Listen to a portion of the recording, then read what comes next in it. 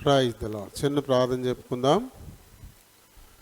ప్రేమ కలిగిన మా ప్రియ పరలోకపు తండ్రి, కృపా సత్య సంపూర్ణుడైన మా దేవా, వందనాలు, స్తోత్రాలు. మీ కృప చొప్పున మా జీవితంలో దయచేసిన మరొక పునరుత్థాన దినాన్ని బట్టి హృదయపూర్వకంగా మిమ్మల్ని స్తుతిస్తూ ఘనపరుస్తూ ఉన్నాను.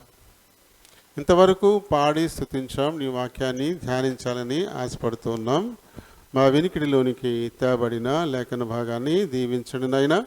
ఈ లేఖనాన్ని బట్టి దీనుడను బలహీనుడను ప్రభువా నేను మాట్లాడే సాహసం చేస్తూ ఉన్నాను. దయతో నన్ను క్షమించి పూర్తిగా ఖాళీ చేయండి. మీ చిత్తానుసారమైన మాటలు నా నోట నుంచి మీరే మాట్లాడుకుని మహిమ, ఘనత, ప్రభావాల్ని పొందమని అడుగుతా ఉన్నాను. చేర్చబడిన మా ప్రియులందరిని బట్టి వందనాలు నాయన. ఇంకెవరైనా మార్గం ఉంటే త్వరపెట్టండి. ఆరాధన ఆరంభానికి ముందే నేను దేవుని సన్నిధిలో ఉండాలి అనేటువంటి తలంపు వారిలో బలంగా పుట్టించండి. ఆయా కారణాలతో ఆగిపోతున్న వారిని కూడా జ్ఞాపకం చేసుకుంటూ నాయనా, ఏవి వారిని అడ్డుకుంటున్నాయో వాటిని అధిగమించిన అయినా నీ బిడ్డల ముందుకు సాగులాగున తగిన ప్రేరణ వారిలో కూడా పుట్టించండి. వచ్చిన వారెల్లా ఈ కొద్ది సమయం నాయన తమ హృదయాలు చెవులని పరలోకపు గవిని వైపు కేంద్రీకరించేలాగున సహాయపడండి. నిద్రాత్మల్ని, అంధకార శక్తుల్ని నజరేయుడైన యేసు నామములో బంధిస్తున్నాం. నన్ను మమ్మల్ని, ఈ మందిరాన్ని, విద్యుత్, మైక్ సెట్ సమస్తాన్ని మీ చేతులకు అప్పగించుకుంటూ మీ నామమునతిగా హెచ్చిస్తూ నన్ను మమ్మల్ని తగ్గించుకుంటూ మా ప్రభువును మా ప్రియ రక్షకుడునైనా యేసు నామమున అడిగి వేడుకుంటున్నాను మా పరమ తండ్రి. ఆమేన్.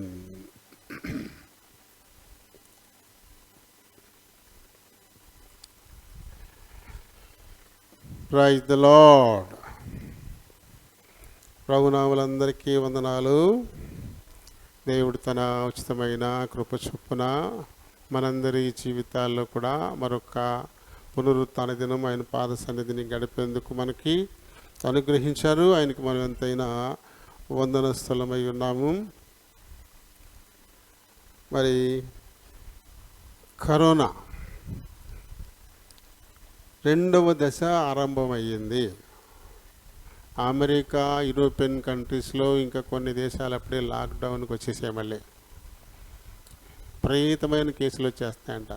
మన మధ్య అమెరికాలో ఒక్కరోజునే 124,000 కేసులు వచ్చేసినాయంట. మన దేశంలో కూడా దీపావళి తర్వాత మళ్ళీ కేసులు ఊపందుకున్నాయంట. దీపావళి తర్వాత ఒక ఢిల్లీ చిన్నది, ఒక ఢిల్లీలోనే నిన్న ఒక్కరోజు 7,500 కేసులు వచ్చినాయంట ఒక్క ఢిల్లీలోనే. ఇంకా ఉత్తరప్రదేశ్, గుజరాత్, హర్యానా ఇంకా అప్పుడు చాలా రాష్ట్రాల్లో మళ్ళీ నిబంధనలు కఠినం చేసేస్తున్నారంట. మళ్ళీ లాక్డౌన్ దిశగా వెళ్తుందేమో అన్నట్టుగా ప్రజెంట్ పరిస్థితి ఉంది. అయితే మనలో అయితే నిర్లక్ష్యం వచ్చేసింది. కరోనా ఏముంది, ఇంకేముంది, కరోనా అయిపోయిందని ఎవ్వరూ మాస్కులు పెట్టుకోకుండా అలాగే దూరాలను పాటించకుండా ఇష్టానికి తిరిగేస్తూ ఉన్నారు. ఇష్టానికి మరి పెళ్ళిళ్ళు ఇలాంటివి మంచి ఎక్కువ జనసందోహంతో చేసేస్తూ ఉన్నారు. సాంతర్పణలు, పెద్ద పెద్ద కార్యక్రమాలు కూడా చేసేస్తూ ఉన్నారు. శీతాకాలం కరోనాకి చాలా బలం అంట. 26 డిగ్రీల కంటే ఎక్కువ ఉష్ణోగ్రత ఉంటే అది కొంచెం కంట్రోల్లో ఉంటుంది. కానీ శీతాకాలం వచ్చేసరికి మనకి 22 ఆ రేంజ్లోకి పడిపోతాయి ఉష్ణోగ్రతలు. దాంతో దానికి బలం పెరిగిపోద్దంట. అందుకని ఇప్పుడు మరింత జాగ్రత్తగా ఉండాల్సిన పరిస్థితి ఉంది. మన దేశంలో మొత్తం మీద నిన్న ఒక్కరోజు 46,000 కంటే ఎక్కువ కేసులు నమోదయ్యాయి. అది మొన్న మధ్య 30,000కి వచ్చింది. ఇప్పుడు ఈ 30,000కి వచ్చింది అంటే అంతకు ముందు అయితే ఒక్కరోజు 90,000 కేసుల వరకు ఉండేవి. అవి అలా తగ్గుకుంటూ 30,000లో పడ్డాయి. ఇప్పుడు మళ్ళీ నిన్న ఒక్కరోజు 46,000 అంటే మళ్ళీ పెరగడం మొదలెట్టేసింది. మళ్ళీ పెరిగిపోతుంది. మనం చాలా జాగ్రత్తగా ఉండాలి. మన దేశం మొత్తం మీద వచ్చి ఇప్పటికీ 1,32,726 మంది చనిపోయారు. మన దేశంలో ఇప్పటికీ కరోనా వల్ల చచ్చిపోయిన వాళ్ళు 1,32,000 పైన. చూడండి, 1,32,000 పైన కరోనాకు బలైపోయారు మన దేశంలో. ఇంకా ఈ సంఖ్య ప్రపంచవ్యాప్తంగా చూసుకుంటే ప్రపంచంలో 13,67,400 మంది చచ్చిపోయారంటే ఇప్పటికే. 13,67,000 పైచిలకు చచ్చిపోయారు ప్రపంచవ్యాప్తంగా. 5,84,91,000 అంటే 5,85,00,000 మందికి ఈ రోగం పడింది మన ప్రపంచవ్యాప్తంగా. 5,85,00,000 అంతమందికి ఇప్పుడు ఈ రోగం వచ్చేసింది. కాబట్టి మళ్ళీ ఒకసారి ప్రమాద గంటికలు మోగుతూ ఉన్నాయి. మన దేశంలో కూడా కరోనా విజృంభణ అంటూ వాళ్ళ పేపర్లో పెద్ద హెడ్డింగ్ పెట్టారు. కాబట్టి వెళ్ళిపోయిందిలే, తేలిక పడిపోయింది, ఏమో మన కేసులు ఏమో వస్తలేదు అని అనుకోకూడదు. వచ్చాయో ముబ్బడిగా వచ్చేస్తాయి అనమాట. మళ్ళీ తట్టుకోలేనంత దారుణంగా వచ్చేస్తాయి. కాబట్టి జాగ్రత్త పాటించడం అనేది చాలా ముఖ్యం. మన రాష్ట్రంలో నిన్న వచ్చి 1,160 కేసులు నమోదయ్యాయి. అంటే ఇదివరకు 10,000 వరకు నమోదయ్యాయి ఒక రోజులో. కానీ ఆ సంఖ్య ఇప్పుడు చాలా వరకు తగ్గింది. 1,160 కేసులు అంటే చాలా తగ్గినట్టే. కానీ ఈ సెకండ్ వేవ్ వచ్చిందంటే దిగుతోంది. ఆ మధ్య ఒక్క ఢిల్లీ అన్నారు, మధ్య భారత్ వరకు వచ్చింది ఇప్పుడు. అంటే ఢిల్లీ నుంచి దిగుతోంది, కిందకి దిగుతోంది అనమాట, సగానికి వచ్చింది. ఇంకా త్వరలోనే దక్షిణానికి దిగిపోయే పరిస్థితి ఉంది. మన రాష్ట్రంలో 8,61,000 పైచీలకు కేసులు నమోదయ్యాయి మన రాష్ట్రంలో. చచ్చిపోయిన వాళ్ళు కూడా 6,927 వరకు చచ్చిపోయారు మన రాష్ట్రం మటుకు. చాలా ఒక రకంగా చాలా తక్కువ. మన దేశంలో అన్ని రాష్ట్రాల కంటే కూడా మన రాష్ట్రంలో మరణాల సంఖ్య చాలా తక్కువ. 8,61,000 కేసులు అంటే అందులో ఒక 6,000 చిల్లర చనిపోయారు. అంటే 100కి ఒక్కరు కూడా చనిపోవట్లే. అంత జాగ్రత్తలు తీసుకుంటున్నారు. మరి మనం తీసుకోవాలి కదా. వాళ్ళు ఎంత జాగ్రత్తలు తీసుకున్నా మన సహకారం లేకపోతే ఎలా ఈ కరోనా అదుపులోకి వస్తుంది? ఇంకా ఈ కరోనా గురించి చాలా చోట్ల మందిరాలు తెరవలే. దేవుని కృపను బట్టి మనం తెరిచి జరుపుకుంటున్నాం.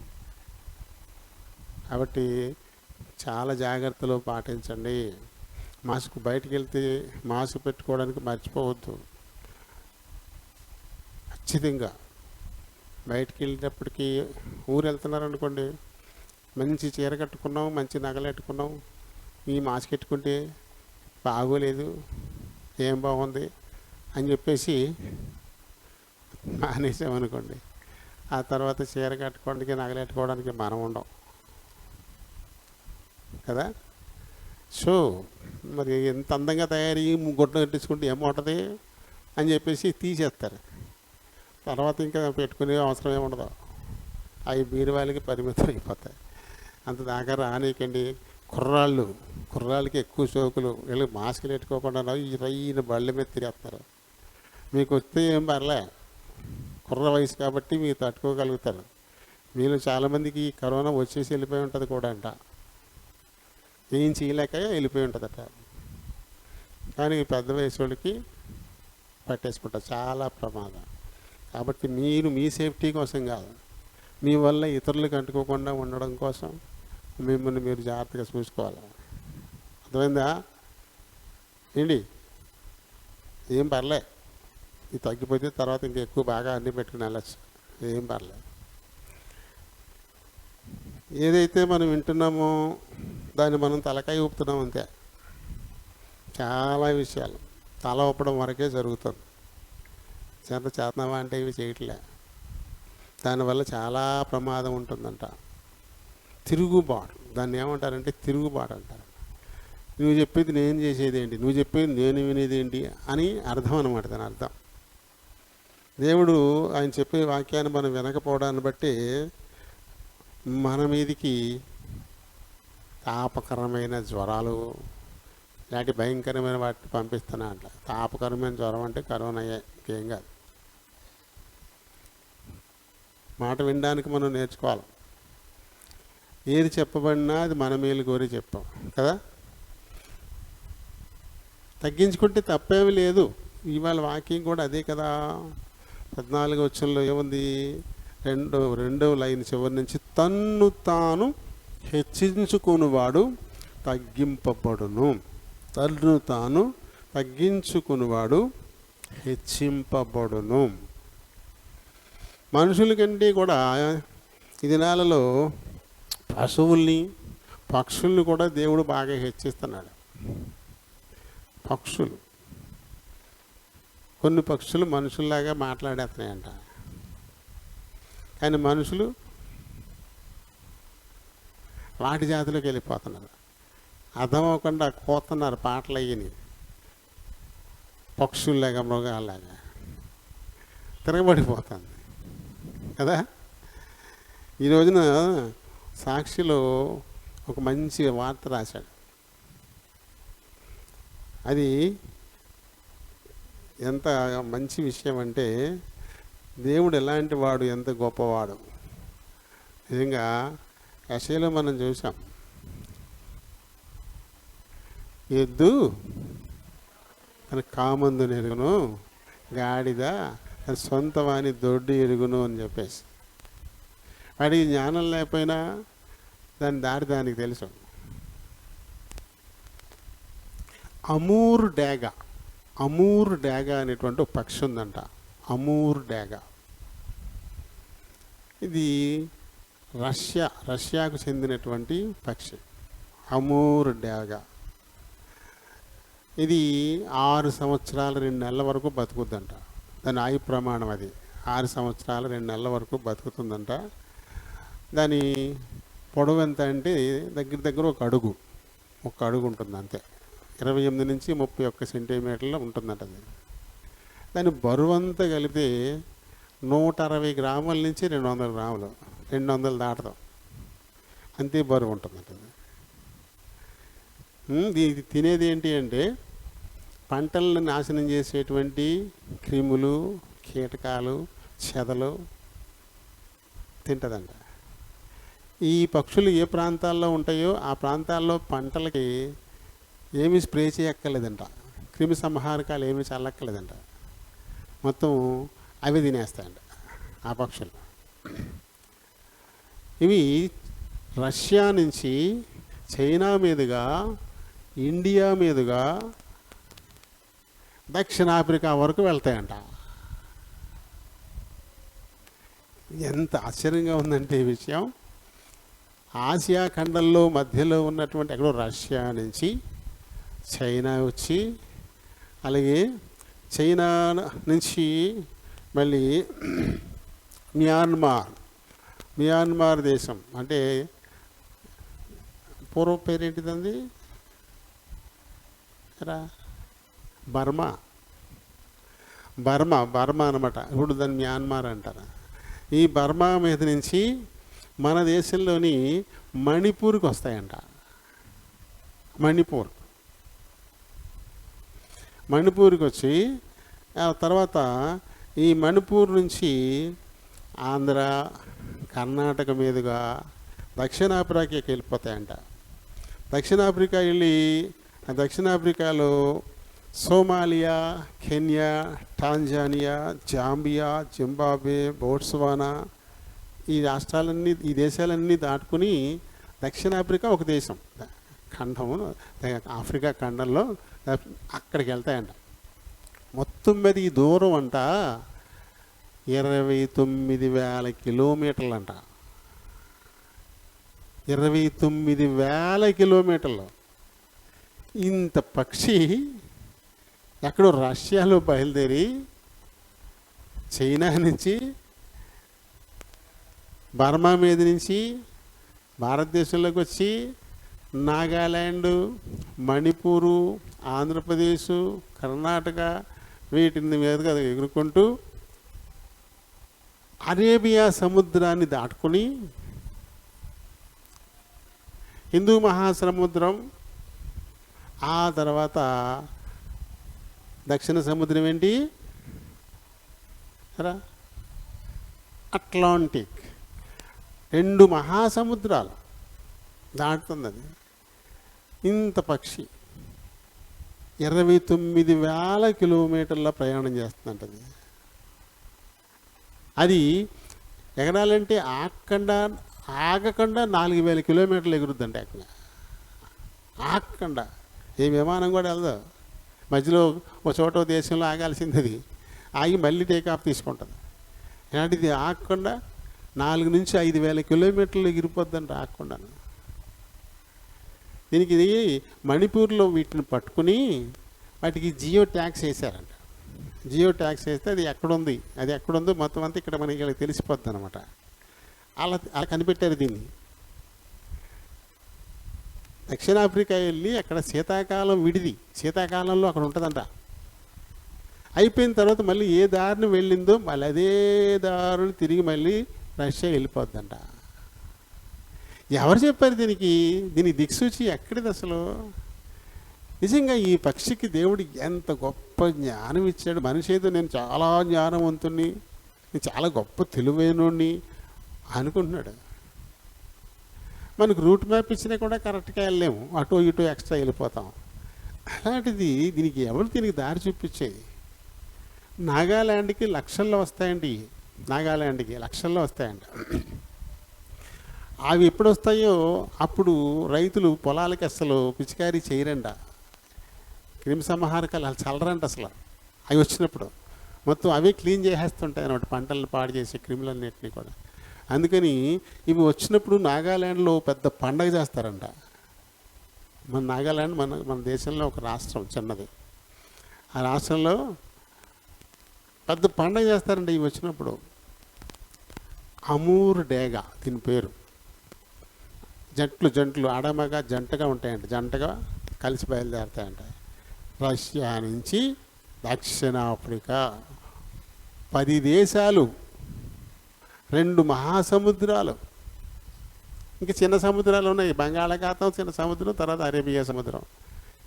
2 దేశాలు, 10 దేశాలు, 2 మహాసముద్రాలు, అలాగే సముద్రాల్ని దాటుకుని 29,000 కిలోమీటర్ల దూరం అది వెళ్తుందంటే నిజంగా దానికి ఎంత గొప్ప జ్ఞానం ఇచ్చాడు దేవుడు. దాని తలకాయ ఎంత ఉంటుంది, అందులో ఉండే మెదడంతా మనకెంత ఉంటుంది మెదడు. ఈ మెదడు కొవ్వుపోతుంది, అతిశయంతో కొవ్విపోతుంది, అహంకారంతో కొవ్వుపోతుంది, తాను గొప్ప చేసుకోవడంతో కొవ్వుపోయి చాలా విషయాలు నేర్చుకోకుండా పోతాను.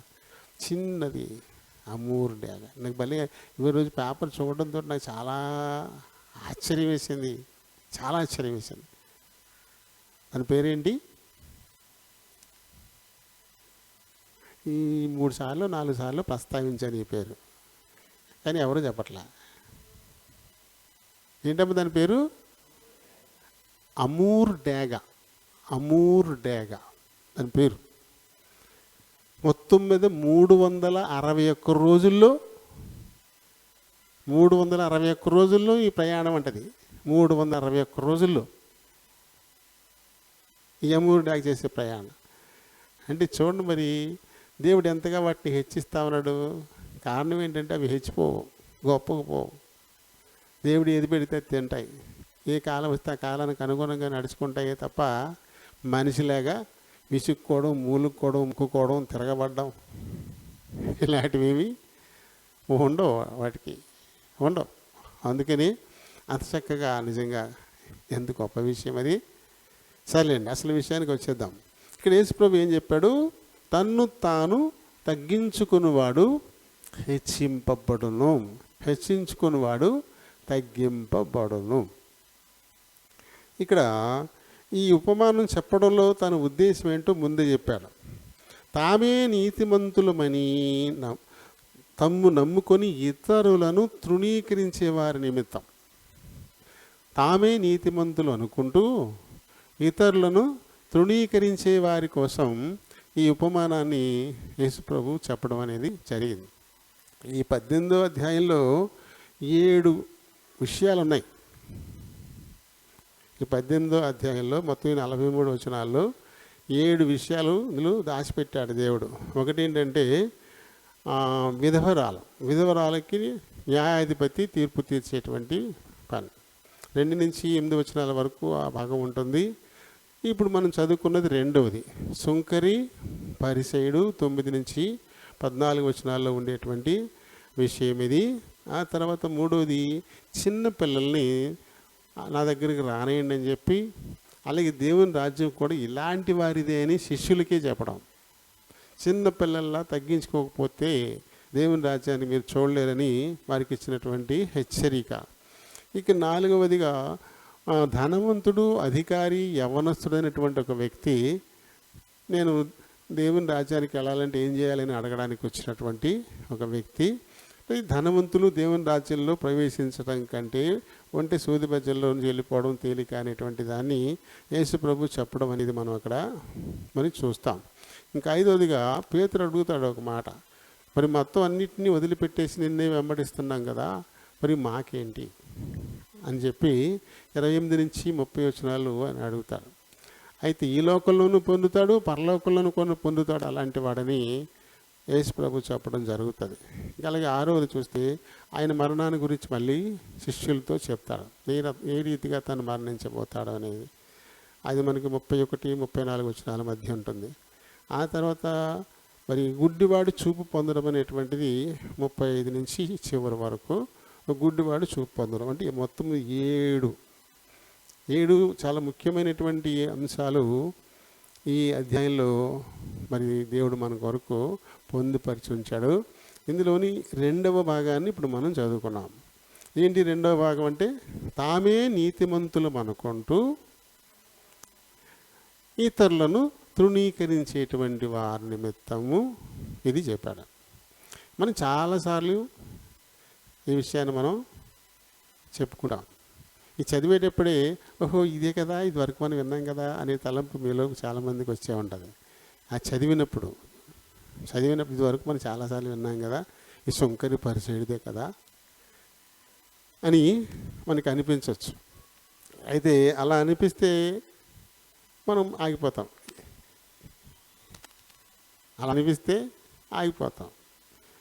ఎందుకంటే దేవుని వాక్యం ఎప్పుడు కూడా కొత్తగానే ఉంటుంది.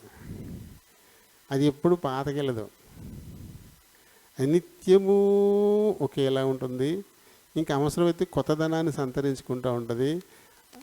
అప్పుడు మనం ఏ మనస్థితి కలిగి ఉంటామో దానికి తగినట్టుగా మనకి ఇది అర్థమవుతుంది కదా. ఇప్పుడు మరి దీన్ని చూద్దాం మనం. ఇక్కడ పరిసయుడు ప్రార్థన చేయడానికి వెళ్ళాడు, సుంకరి కూడా ప్రార్థన చేయడానికి వెళ్ళాడు. మొట్టమొదటిది పరిసయుని ప్రార్థనా విధానం చూద్దాం. ఇది 11వ వచనంలో ఉంటుంది. దేవా, నేను చోరులను, అన్యాయస్తులను, వ్యభిచారులైన ఇతర మనుషుల వలనైనను ఈ సుంకరి వలనైనను ఉండనందుకు నీకు కృతజ్ఞతాస్తుతులు చెల్లించుచున్నాను. ఏముంది ఇందులో? తనకు తానే తీర్పు తీర్చుకోవడం, తనకు తానే తీర్పు తీర్చుకుంటున్నటువంటి పరిస్థితి ఇక్కడ కనపడుతుంది. నేను దొంగోడిని కాదు, నేను అన్యాయస్తుని కాదు, నేను వ్యభిచారిణి కాదు, అంత ఎందుకు, ఈ సుంకర్ లాంటి వాడిని కూడా నేను కాదు. ఇలా ఉన్నందుకు నీకు వందనాలు అని చెప్తున్నాడు ఆయన. మరి ఇది దేవుని వాక్కుకు అనుగుణమైనటువంటి నిర్ణయమేనా? చూడండి, మత్తయి సువార్త 7వ అధ్యాయము ప్రారంభాన్ని నుంచి మనం చూస్తే, మీరు తీర్పు తీర్చకుడి, అప్పుడు మిమ్మల్ని గురించి తీర్పు తీర్చబడదు. అంటే ఇప్పుడు తీర్పు తీరుస్తున్నటువంటి ఈ పరిసయుడు తీర్పును ఎదుర్కోవలసిన పరిస్థితుల్లో ఉన్నాడు. తన తీర్పుకి వెళ్తున్నాడు. తీర్పు తీర్చే ప్రతి మనుషుడు కూడా తీర్పును ఎదుర్కోవాల్సి ఉంటుంది, ఖచ్చితంగా ఎదుర్కోవాల్సి ఉంటుంది.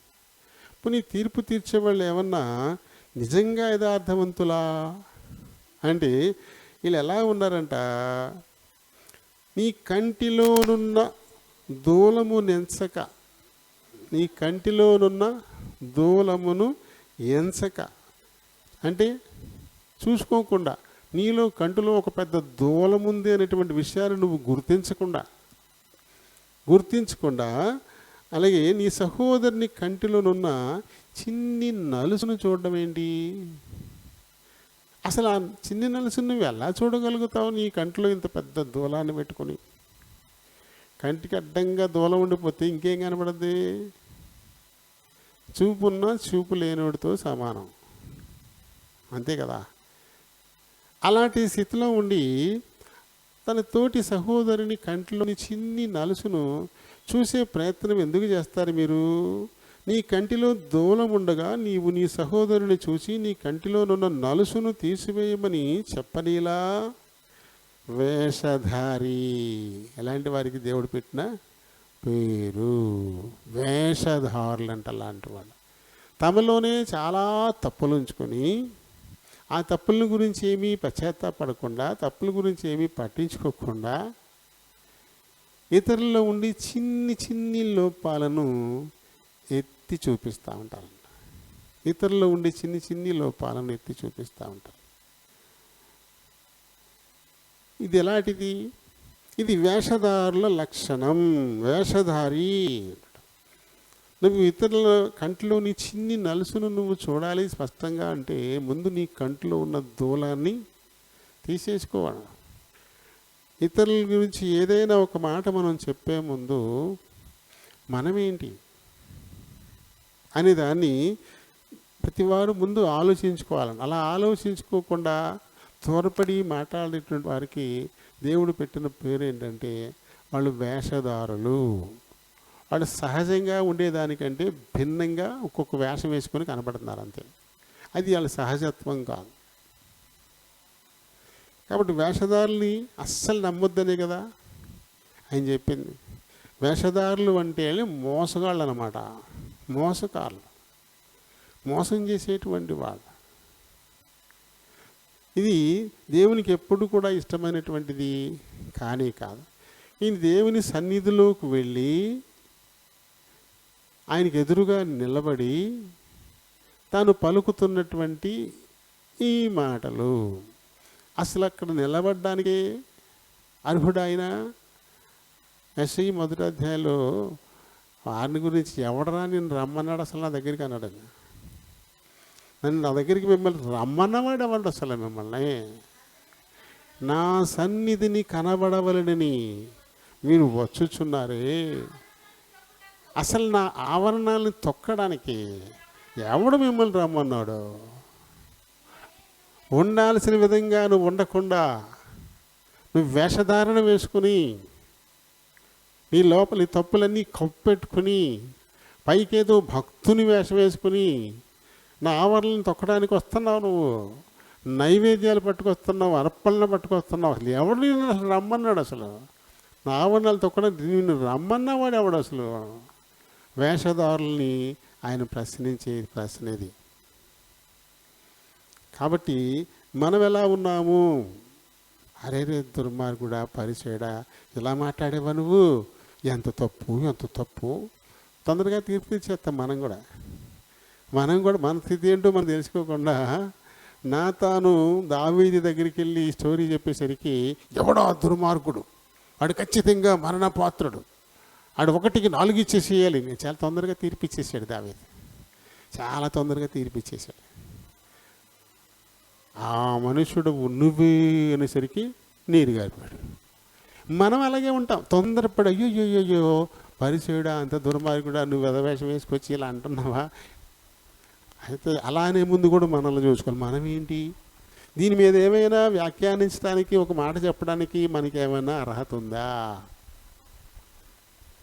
ఈ విషయాన్ని మనం ప్రతి ఒక్కరం కూడా ముందు ఆలోచించుకోవాలి. తొందరపడి అందుకని మాట్లాడడానికి నిదానించాలి అన్నాడు యాకోబు గారు. మాట్లాడడానికి నిదానించాలి. నువ్వు విన్నప్పుడు నువ్వేంటో చూసుకోవడానికి నీకు ఒక అవకాశం దొరుకుతుంది. ఆ వాక్యానికి అనుగుణంగా నువ్వు సరి చేసుకోవడానికి ఒక అవకాశం దొరుకుతుంది. సరి చేసుకున్నాక చక్కగా అప్పుడు నిదానంగా మాట్లాడు దానిని బట్టి. అంతేగాని తొందరపడి వెంటనే మాట్లాడితే ఖచ్చితంగా ప్రమాదంలో పడిపోయే పరిస్థితి ఉంటుంది. ఇంకా ఈయన ఏమంటాడు? వారమునకు 2 మారులు ఉపవాసము చేయుచు. వారానికి 2 సార్లు ఉపవాసం చేస్తాను నేను.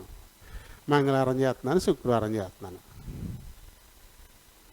లేకపోతే లక్షవారం చేస్తున్నాను, శనివారం చేస్తున్నాను. ఏదో మొత్తం మీద వారంలో ఒక 2 రోజులు నేను ఉపవాసం ఉంటున్నాను.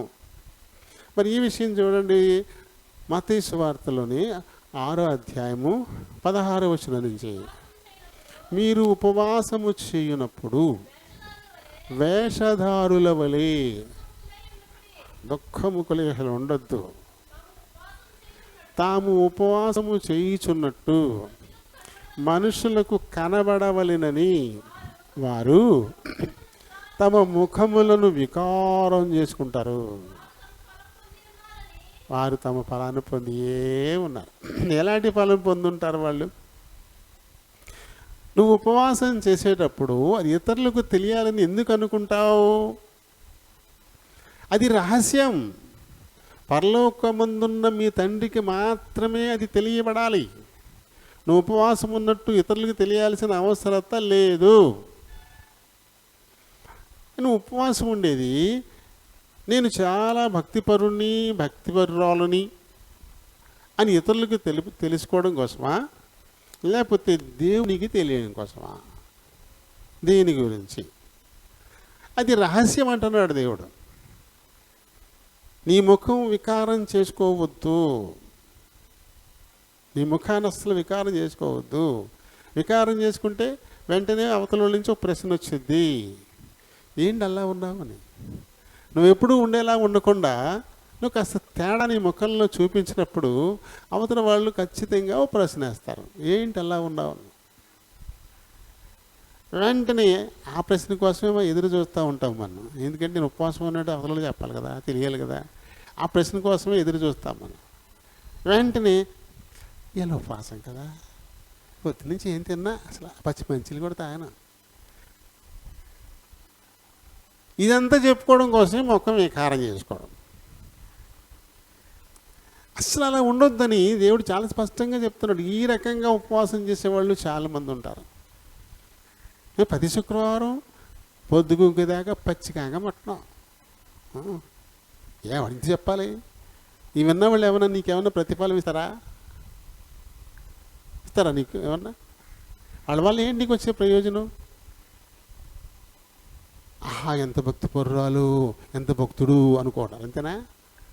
అలా అనుకోవడం వల్ల నువ్వు ఇంకా ఉప్పొంగుతావు, ఇంకా అహంకారానికి పోతావే తప్ప నీలో తగ్గింపు అస్సలు రాదు. అది నీకు వాళ్ళ పొగడతా నీకు శాపం. పొగడకూడదు. ఒకవేళ అటువంటి వాళ్ళు ఎవరైనా చెప్పుంటే వారి ముఖం మీద చెప్పండి. మత్తయి సువార్త 6:16 ఎప్పుడన్నా చదివేవా నువ్వు?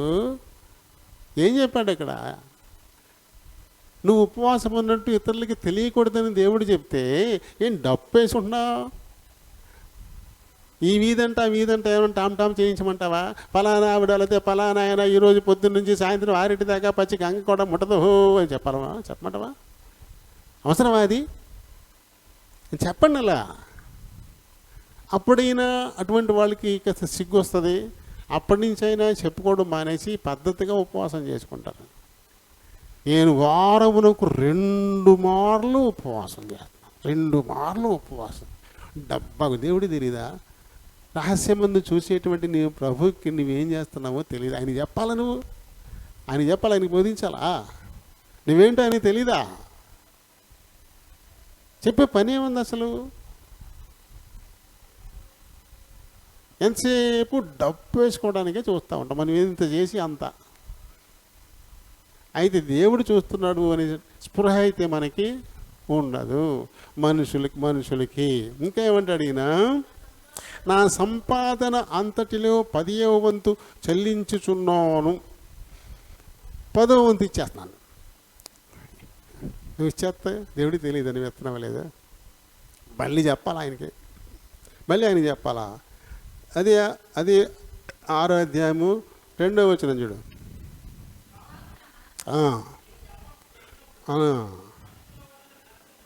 మనుషుల వల్ల ఘనత నొందాలని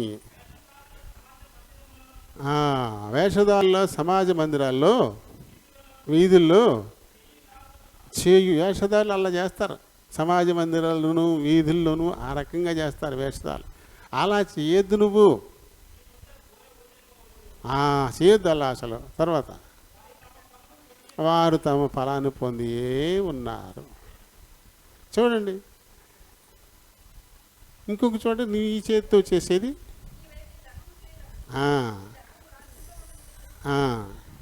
ఈ కుడి చేయి చేసేది ఎడం చేయికి తెలియకుండా ఉండాలి. నీకే తెలియకూడదు అది ఏమి ఇచ్చావో. అలా ఇవ్వాలి, అలా చేయాలి. అంటే ఇలా తీస్తే, ఈ చేతితో ఇలా తీస్తే ఎంత ఉందో అందులో ఎంత ఇచ్చామో ఇది కూడా తెలియదు అనమాట. ఇచ్చే చేయి కూడా తెలియదు. అలా ఇవ్వాలి అని, అలా ఇవ్వాలని దేవుడు చాలా స్పష్టంగా, అంటే నువ్వు చేసేది, నువ్వు ఇచ్చే చంద లేకపోతే ధర్మకార్యం, సమర్పణ, అది రహస్యం, అది ఎవరికి తెలియకూడదు. కానీ ఈయన నా సంపాదన అంతట్లోనూ నేను 10వ వంతు 10వ భాగం నేను నీకు ఇచ్చేస్తున్నాను.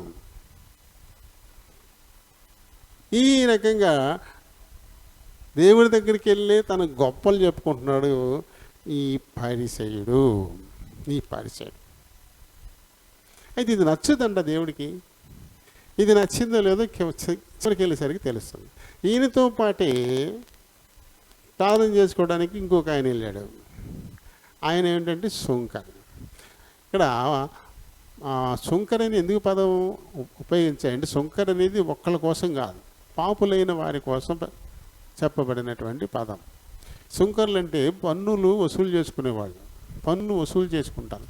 ఈ పన్ను వసూలు చేసుకునే వాళ్ళేమో, ఇప్పుడు మనకు అడుగుకొల్లు పంచాయతీ ఉందనుకోండి, ఈ పంచాయతీలో ఈ అడుగుకొల్లు ఈ పన్నుల కోసం పాట పెట్టుకుంటారు.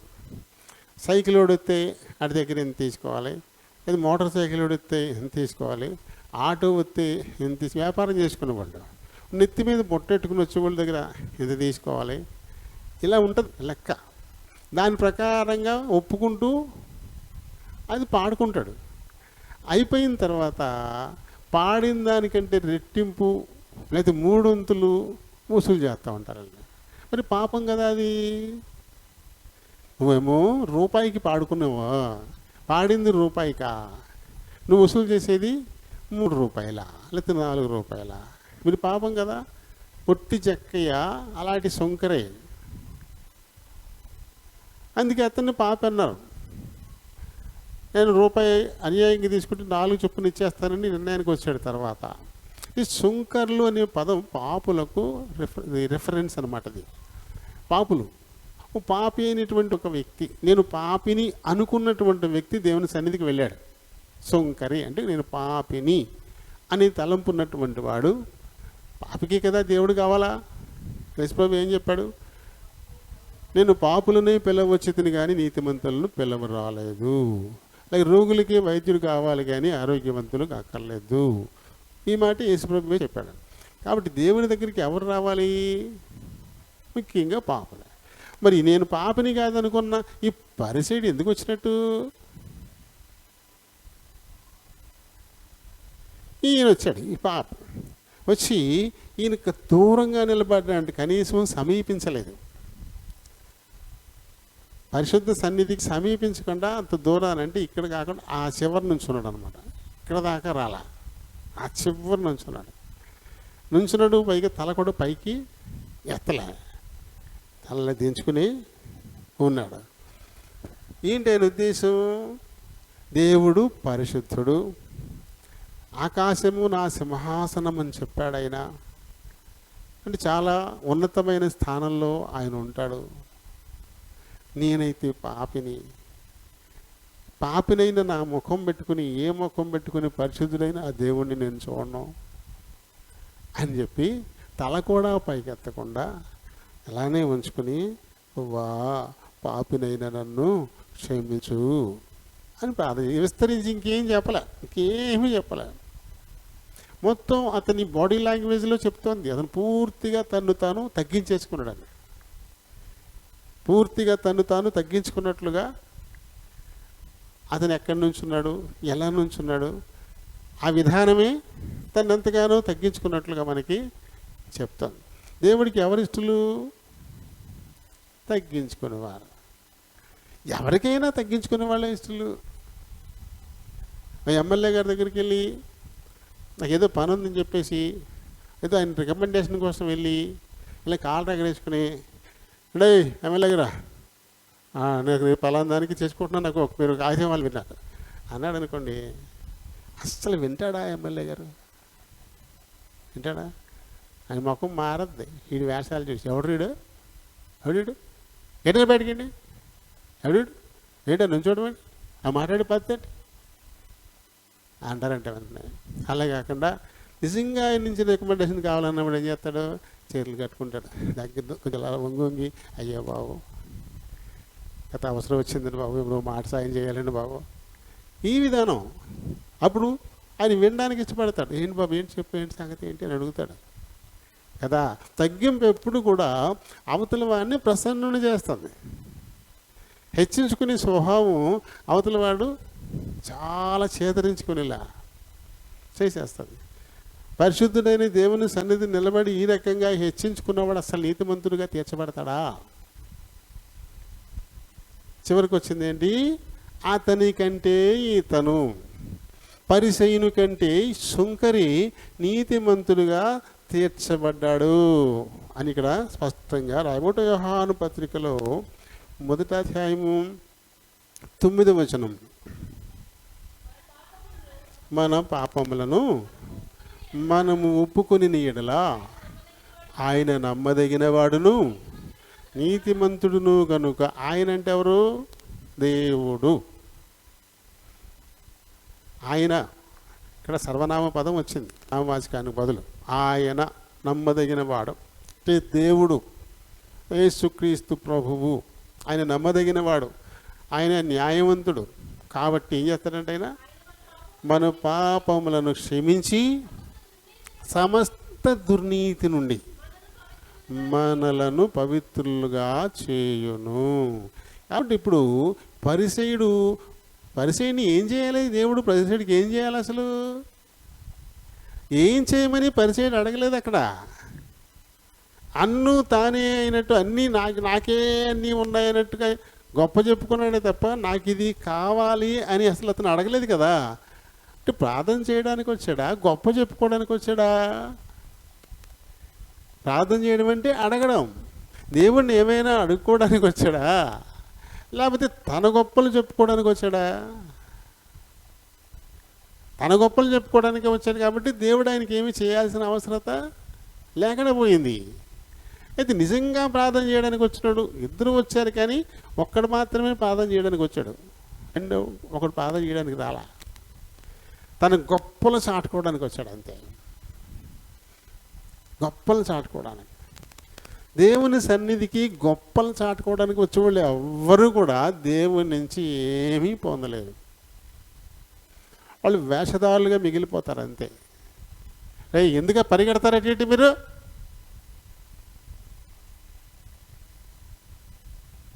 కూర్చో సరిగా.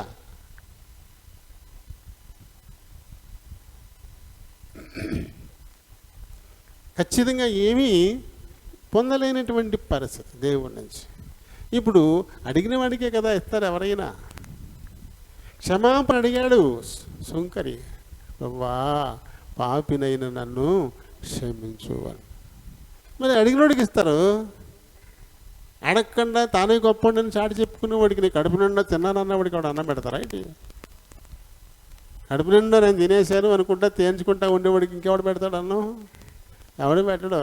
అమ్మా అన్నం తిన 3 రోజులు అయిందమ్మా తల్లి అంటే కూర్చో అలాగా అని చెప్పేసి మొత్తం మీద ఏదో కొంత తెచ్చి వాడికి పెడతారు. ఇక్కడ సుంకరి నిజంగా దేవుడి నుంచి క్షమాపణ ఆశించి వచ్చాడు కాబట్టి అతను క్షమించబడ్డాడు.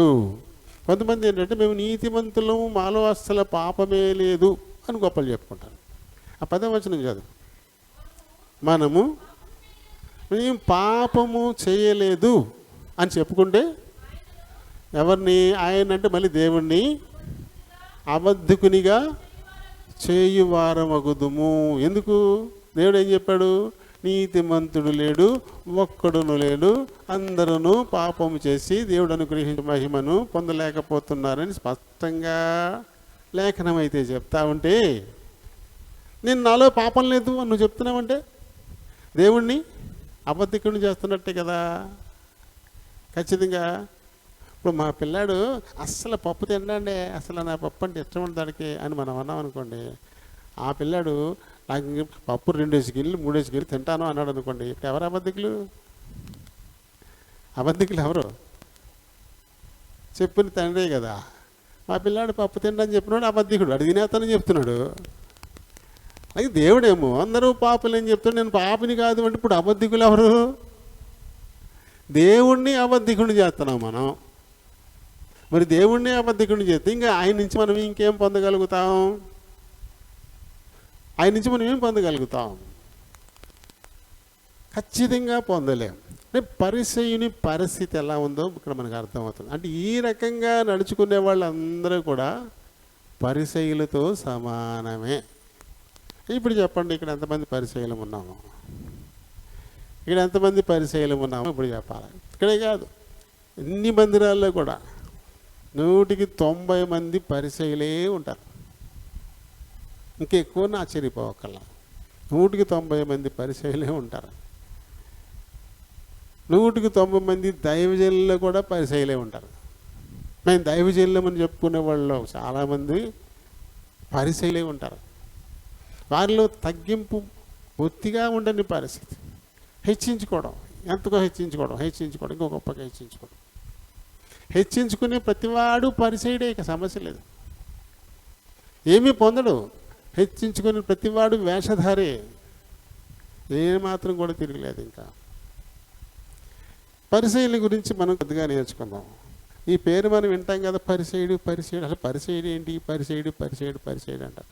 అసలు పరిసయ్యుడు ఏంటి? పరిసయ్యుడి గురించి చూద్దామా? పరిసయ్యులు అంటే వీళ్ళు ప్రత్యేకంగా ఉండేవారంట.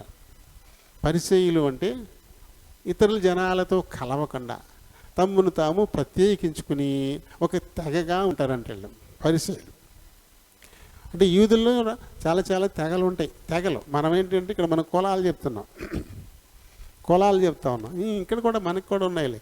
ఇప్పుడు ఏదో ఒక కులం. ఇప్పుడు బ్రాహ్మణులు అనే వాళ్ళల్లో చాలా తెగలు ఉంటాయి.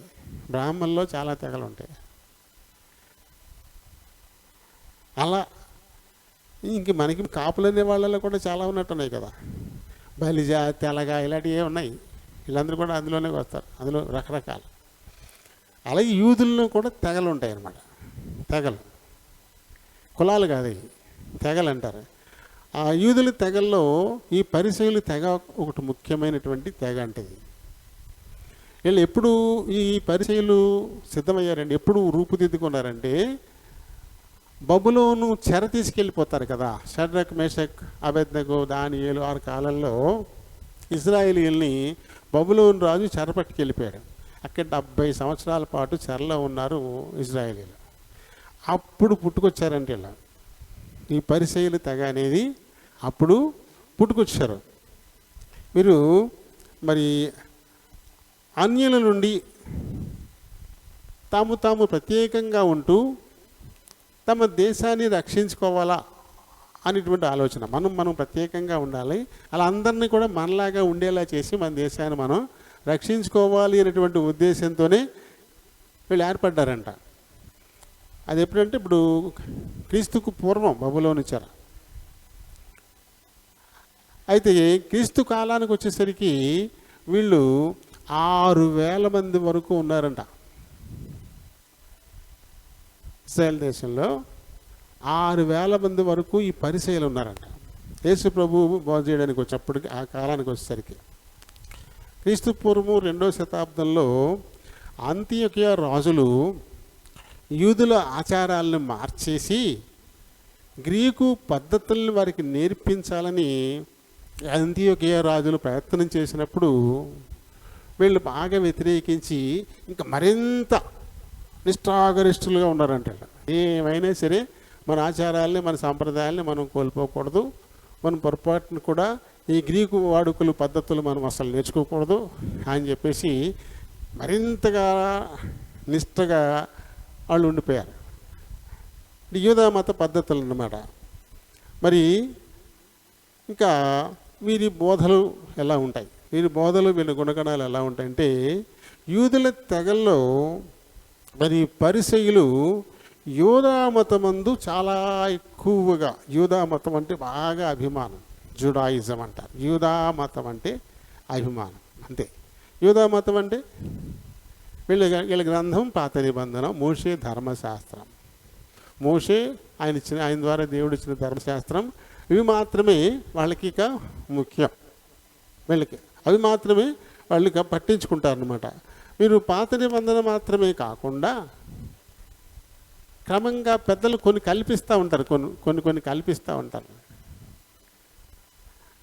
ఆ పద్ధతుల్ని కూడా బాగా ఎక్కువగా పాటించేవారంట. పూర్వీకుల పారంపర్యాలు అంటారు. మన పూర్వీకులు ఏం చెప్పారు అవి అన్నమాట. వాళ్ళు చెప్పని ధర్మశాస్త్ర ప్రకారంగా మాత్రమే కాకుండా దీన్ని అవసరానికి అనుగుణంగా మార్చేసుకుంటారు కదా.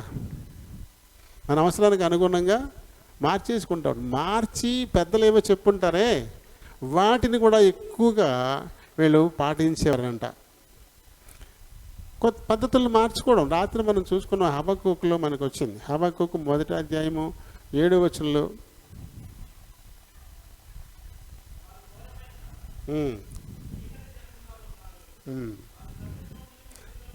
అండి మళ్ళీ సరిగా చదవాలి.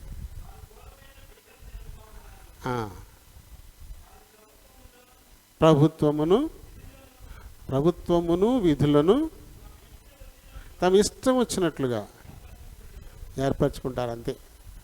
తమ ఇష్టం అంతే తప్ప కేవలం ఏదో మోసే ధర్మశాస్త్రం అని అంటున్నారు కానీ ఆ ధర్మశాస్త్రం మీదే ఆధారపడరు.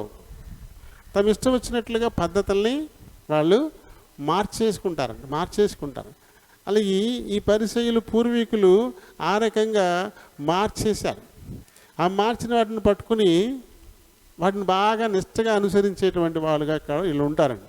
ఇంకా చూడండి, ఇప్పుడు యెహెజ్కేలు 33:31 వచనం.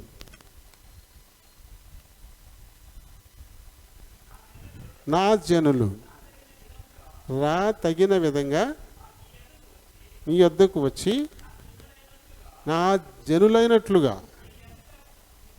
కూర్చుండి విందురు కానీ వాటిని అనుసరించి మాత్రం ప్రవర్తించరు. ఎంతో ప్రేమ కనపరుస్తారు కానీ అంటే పైకొకటి లోపలికి ఒకటి కానీ వీళ్ళు ఉంటారు అనేది. పైకొకటి లోపలికి ఒక్కటిగానే ఉంటారు. పద్ధతులను పూర్తిగా మార్చేస్తారు. ఎలా రావాలో అలా వచ్చినట్టుగా అనిపిస్తుంది కానీ అలా రారిళ్ళు. వింటున్నట్టే ఉంటారు కానీ వినరీళ్ళు. చేస్తామంటారు కానీ ఆ ప్రకారంగా చెయ్యరు వీళ్ళు. అలాంటి జనాంగం అంటారు ఈ పరిసయ్యులు. అలాంటి వాళ్ళే ధర్మశాస్త్రాన్ని అనుసరిస్తున్నాం అంటారు కానీ దానికి మించి సొంతంగా వారు కల్పించినటువంటి వాటిని వాళ్ళ లాభాపేక్షతో వాళ్ళు కల్పించినటువంటి వాటిని ఎక్కువగా నిష్ఠతో అనుసరించేటువంటి వారుగా వీళ్ళు ఉంటారు. అయితే పరిసయ్యులు ఏం చెప్తారంటే ఒక విషయాన్ని మాత్రం ఒప్పుకుంటారు. ఏమంటారంటే మరి పునరుత్థానం ఉంది, దూతలు ఉన్నారు, రాబోవు న్యాయ తీర్పు కూడా ఉంది అని ఒప్పుకుంటారు. ఈ మాట ఎందుకు చెప్తానంటే సద్దూకయ్యులు అని ఇంకో తెగ ఉంది. సద్దూకయ్యులు అనే ఇంకొక తెగ ఉంది. పరిసయ్యులు, సద్దూకయ్యులు. ఈ సద్దూకయ్యులు అయితే దూతలు లేరు, అద్భుత కార్యాలు లేవు, తర్వాత తీర్పు లేదు, అసలు ఏమీ లేదంటారు. అసలు ఏమీ లేదంటారు అన్నమాట. అంటే ఇంకా ఏ విధమైనటువంటి భయము లేనటువంటి తెగ అది సద్దూకయ్యుల తెగ. దేవుడు ఉన్నాడు, దూతలు ఉన్నాయి, తీర్పు ఉంది, ఇంకెలాంటి వాటిని వాళ్ళు అస్సలు నమ్మరు. అది సద్దూకయ్య తెగ. యేసుప్రభు కాలంలో సద్దూకయ్యులు ఉన్నారు, ఈ పరిసయ్యులు కూడా బాగా ఎక్కువగా ఉన్నారు. అయితే ఈ పరిసయ్యులు కొంచెం ఒక మంచి విషయం ఏంటంటే దేవుని దూతలు ఉన్నారు, పునరుత్థానం ఉంది, చనిపోయిన ప్రతివాడు మళ్ళీ పునరుత్థానుడు అవుతాడు, తర్వాత న్యాయ తీర్పు ఉంది. అదే కదా బైబిల్ ప్రకారం. ఈ విషయాలు మాత్రం వీళ్ళు ఒప్పుకుంటారు కానీ ఆ పాత ఆటలు మాత్రం వదలరు. ఒప్పుకుంటారు, కానీ పాత ఆటను మాత్రం వదలరు. చూడండి, వీళ్ళల్లో కొంతమంది క్రైస్తవులుగా కూడా మారారంట. అపొస్తలుల కార్యాలు 15వ అధ్యాయము 5వ వచనంలో వీళ్ళు యేసు ప్రభు బోధలు విని క్రైస్తవులుగా మారారు, కానీ వాళ్ళు మళ్ళీ ఏం చేస్తారంటే పాత దాన్ని వదిలిపెట్టరు. ఇప్పుడు చదువు నిదానంగా చదవాలి, ఒక్కొక్క మాట నాకు ఇక్కడ దాకా రావాలి. చూడండి, పరిసయ్యుల నుంచి కొంతమంది క్రీస్తునందు విశ్వాసం నుంచి విశ్వాసులుగా మారారంట. వాళ్ళు లేచి ఏమంటున్నారంటే అన్యజనులకు సున్నతి చేయాలి. మళ్ళీ సున్నతి అనేది పాత నిబంధన, విశ్వాసులది కాదు.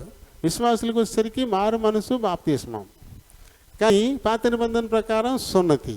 వీళ్ళు విశ్వాసులు అయ్యారు, మారారు, కానీ మళ్ళీ పాతది అన్ని జనులకు కూడా సున్నతి చేయించాలని చెప్పేసి అంటున్నారు. అంటే ఆ పాత దాన్ని అస్సలు వదిలిపెట్టిన మనుషులు వీళ్ళు ఇంకా కొంతగా కల్పించుకుని కూడా కొన్ని ఎక్కువగా చెప్తుంటారనమాట. అయితే ఇంకా భోజన పానాదులు అంటూ అనేక ఆచారాలను బాగా పాటించాలి. భోజనం చేసేటప్పుడు ఏం చేయాలి, అలా ఉండాలి. అలాగే అన్యులు అంటరాని వాళ్ళు, ఇది కూడా ఉంది వీళ్ళకి బాగా. మనిషి ముట్టుకుంటే ఏదో జరిగిపోతుంది, కలుషితం అయిపోతారు మనుషులు, పాడైపోతారు, ప్రొచ్చు పట్టుకుపోతారు. ఇటువంటి ఒక ఆలోచనల్లో బలంగా ఉంది. మార్కు సువార్త 7వ అధ్యాయము 1 నుంచి 3 వచనాలు. వచ్చిన పరిసయ్యులను ఆయన కూడా వచ్చి, చూడండి, వచ్చిన పరిసయ్యులను, ఆ పదానికి ఖచ్చితంగా ఒత్తి చెప్పాలా. ఇప్పుడు పరిసయ్యుల గురించి కదా మనం మాట్లాడుకుంటున్నాం కదా. వచ్చారంట, కూడి వచ్చారంట ఆయన దగ్గరికి. వచ్చి ఏమన్నారంట, మీ శిష్యులు అపవిత్రమైన చేతులతో, అనగా చేతులు కడుక్కోకుండా భోజనం చేస్తారండి. చేతులు కడుక్కోకుండా భోజనం చేస్తున్నారేంటి అని చెప్పేసి అడుగుతాక, పెద్దల పారంపర్య ఆచారాల్ని మీరు ఎందుకు అసలు పట్టించుకోరు అంటే, వీళ్ళకి కావాల్సిందేంటి? పారంపర్యాలే కావాలి. పెద్దల పారంపర్యాలు, దేవుడు చెప్పిన మాట కంటే మన పూర్వీకులు అనుసరించినటువంటి పద్ధతులే వీళ్ళకి ముఖ్యం, దేవుడు చెప్పిందే కాదు. దానికి ఎక్కువ వీళ్ళు ప్రాధాన్యతనిచ్చేటువంటి వాళ్ళంట. ఇంకా అలా కిందకు వస్తే చూడండి, సంత నుండి వచ్చినప్పుడు నీళ్లు చల్లుకుంటే కానీ భోజనం చేయరు. సంతలోకి వెళ్ళి వచ్చారనుకోండి, నీళ్ళు చల్లుకుంటారంట మీద, అంటే పరిశుద్ధులు అయిపోతారు. అప్పుడు కానీ వాళ్ళు భోజనం చేయరంట. అలాగే ఇది కాక గిన్నెలను, కొండలను, ఇతర పాత్రలని నీళ్లలో కడుగుట, ఇలాంటి ఆచారాలు బాగా. వీళ్ళ గురించి యేసుప్రభు ఇంకో మాట చెప్పాడు, మీరు ఏం చేస్తారంటే పైన మాత్రమే శుభ్రం చేస్తారు. ఈ గిన్నెల్ని మీరు పైన మాత్రమే తోముతారు, ఇతర పాత్రలకి చింతపండు పట్టించి బాగా పామి దగదగా మెరిసేలాగా పైన మాత్రమే చేస్తారు, లోపల అలాగే ఉండిపోతాయి. లోపల ఏమున్నాయి అలాగే ఉండిపోతాయి, అవి మాత్రం తీరు. మనం చూడండి, గోడకి ఇది ఇప్పుడు లేవులే, ఇప్పుడు తగ్గిపోయినాయి. పూర్వకాలపు ఇళ్లల్లో గోడకి మేకలేసి వాటికి తగిలిచ్చేవారు పాత్రలు, చిన్న గింజి దాకలు, ఇత్తడి పాత్రలు శుభ్రంగా అడిగేసి అట్లా తగిలిచ్చేవారు గోడకి, శుభ్రంగా తోమేసి. లోపల ఏమున్నాయో, రోకల బండలు వెళ్ళి చచ్చిపోయినాయేమో, చాలు పురుగులు వెళ్ళిపోయి చచ్చిపోయినాయేమో, లేకపోతే గొంగళ పురుగులు లోనికి వెళ్ళి చచ్చిపోయిందో, ఏమో బల్లు వెళ్ళి చిన్న బల్లు వెళ్ళిపోయి చచ్చిపోయాయో, గుడ్లు ఎట్టేసినాయో. ఆ లోపల మాత్రం శుభ్రం చేయరండి వాళ్ళు, పైన మాత్రమే తమ్ముతారండి. పైకి మాత్రం తగ మెరిచిపోవాలి, బాగా కనబడాలి. లోపల ఏముందో. అలాగే ఇది ఏ పాత్ర గురించి చెప్పాడు ఆయన? ఈ శరీరం, ఈ దేహం అనే పాత్ర గురించి చెప్పాడు. పైన శరీరానికి మీరు మెరుగులు దిస్తారు, శుభ్రం చేస్తారు, కానీ ఆత్మ అనే లోపలి తావు మాత్రం పాపంతో అనే కంపుతో నిండిపోయి ఉండిపోతుంది. మీరు మారరు. ఇందాక మనం చదివిన యెహెజ్కేలు 33-31 ఇందులో ఈయన ఉటంకిస్తూ చెప్పాడు. చూడండి, 6వ వచనంలో ఉంటుంది, ఈ ప్రజలు పెదవులతో నన్ను ఘనపరచుదురు కానీ వారి హృదయం నాకు దూరముగానున్నది. వారు మానవులు కల్పించిన పద్ధతులు, దేవోపదేశములని బోధించుచు నన్ను వ్యర్థముగా ఆరాధించుదురు. మనుషులు కల్పించిన పద్ధతులే దేవోపదేశాలు అంటారంటారు. దేవుడు ఉపదేశించింది పక్కన పెట్టేస్తారు. మన పూర్వీకులు వాళ్ళు ఏదో పెట్టినటువంటి పద్ధతులు అవే దైవోపదేశాలు అని చెప్పేసి వాటిని మాత్రమే అవలంబించాలని చెప్పేసి మాట్లాడతారు అని చెప్పి యెహెజ్కేలు ద్వారా దేవుడు ఏదైతే మాట చెప్పించాడో ఈ పరిసయ్యులు అలానే ఉన్నారు. అదే విషయాన్ని ఇక్కడ ఎత్తి చూపించినట్లుగా మనం ఇక్కడ చూస్తాం. ఇంకా కిందకు వస్తే మరి క్రీస్తు కాలంలో ఈ స్వనీతి పరులైనటువంటి వాళ్ళు వీళ్ళు మత వేషం ధరించుకున్నారంట. అంటే నిజంగా యూదా మతాన్ని ఉన్నట్టుగా అనుసరించే వాళ్ళు కూడా కాదు. ధర్మశాస్త్రాన్ని పూర్తిగా పాటించరు. వీళ్ళు సొంతంగా కల్పించుకుని వాటినే ఎక్కువగా బ్రేక్ ఇద్దామా. 11:05 అయింది. బ్రేక్ ఇచ్చి కంటిన్యూ చేద్దాం. ఒకసారి బయటకు వెళ్ళి వచ్చేస్తే బాగుంటుంది కదా. మళ్ళీ కంటిన్యూ చేద్దాం పరిచయాల గురించి. మరి బ్రేక్ తీసుకుందాం, మరి మళ్ళీ మొదలు పెడదాం. ఇప్పుడు పాట పాడుదురు కదా. Praise the Lord. ఇప్పుడు చెప్పండి, ఎక్కడ ఆగాం మనం?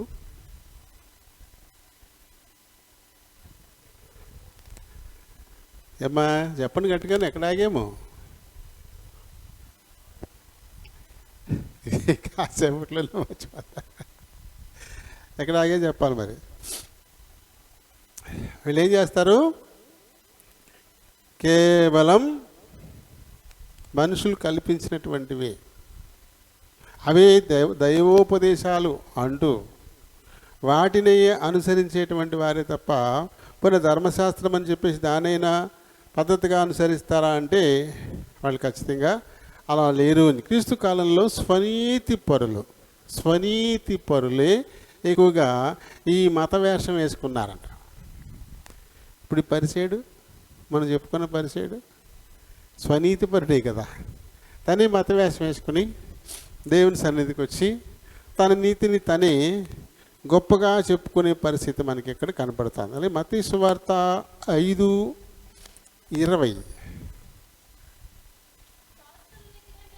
శాస్త్రుల నీతి కంటేను పరిసయ్యుల నీతి కంటేను. ఎందుకన్నాడు ఆయన? ఈ శాస్త్రులు పరిసయ్యులు మత వేషం వేసుకుంటున్నారు తప్ప వాళ్ళు నిజంగా నీతిమంతులు కాదు, వాళ్ళు స్వనీతి పరులు. కాబట్టి పరిసయ్యుల నీతి కంటే మన నీతి అది గొప్పదిగా ఉండాలంట. వారి నీతికి భిన్నంగా ఉండాలి. అంటే సొంకరి నీతి మంచిది, పరిసయ్యుని నీతి కాదు కదా. నీతి అంటే చేయదగినటువంటి ఒక పని, అంతే కదా. నీతిగా ఉండడం అంటే ఏంటి?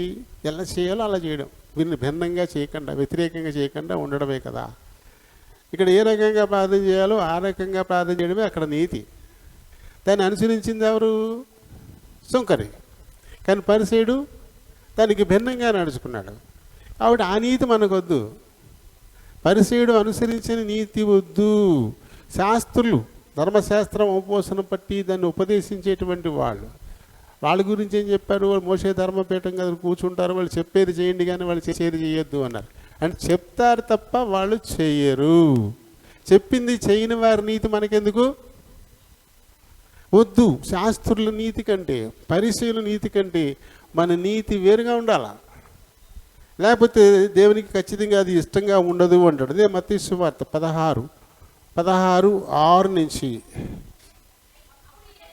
అప్పుడు యేసు చూసుకోండి, పరిసయ్యుల సద్దూకయ్యులు అనువారి పులిసిన పులిపిండి దేని గురించి చెప్పని వీళ్ళకి అర్థమైంది.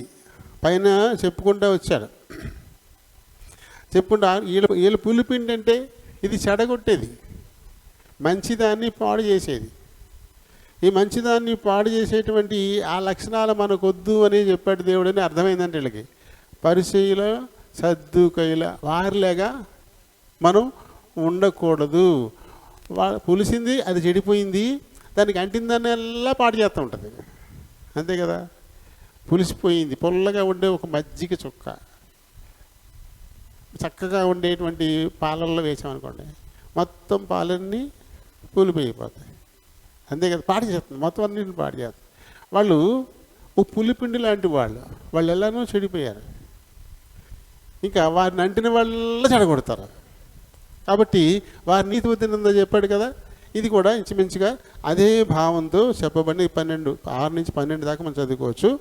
తర్వాత అందులోని 23వ అధ్యాయము మొత్తం 39 వచనాలు ఉన్నాయి. 39 వచనాలు కంప్లీట్గా ఈ పరిచయల గురించి చెప్పాడు. మొత్తం ఈ అధ్యాయం అంతా కూడా పరిచయల గురించి ఆయన మాట్లాడడం జరిగింది.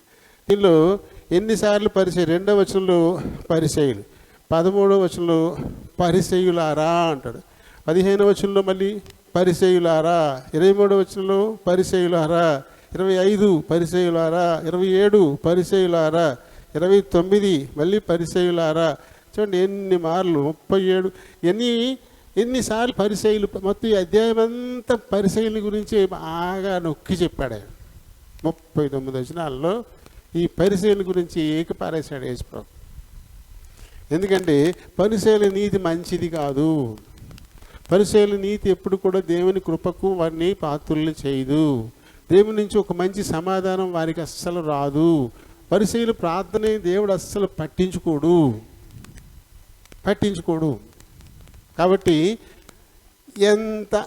ఈ పరిచయుల నీతికి ఎంత దూరంగా మనం ఉంటే అంత మంచిది.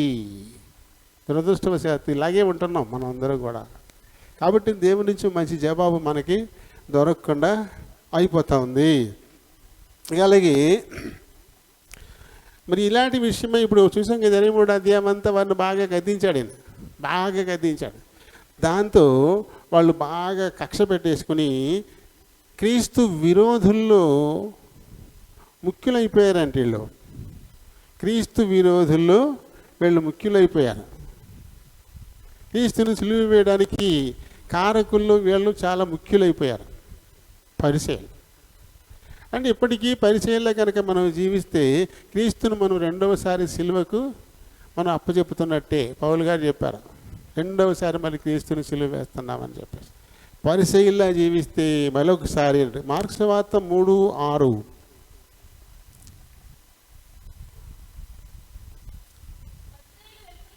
వేలుపల్లికి పోయి వెంటనే కలుసుకొని ఆయన ఎలాగూ సంహరింతుమా అని ఆయనకి విరోధంగా ఆలోచన చేశారు. క్రీస్తు విరోధుల్లో చాలా ముఖ్యులైపోయారు వీళ్ళు. యోహాను సువార్త 11వ అధ్యాయము 47 నుంచి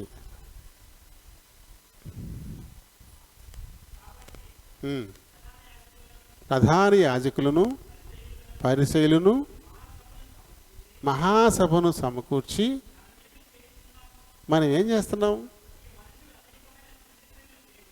ఈ మనుషుడు అనేకమైన సూచక్రియలు చేస్తున్నాడే, అలా ఊరుకుంటే అందరూ ఆయన ఎందుకు విశ్వాసం ఉంచేస్తారు.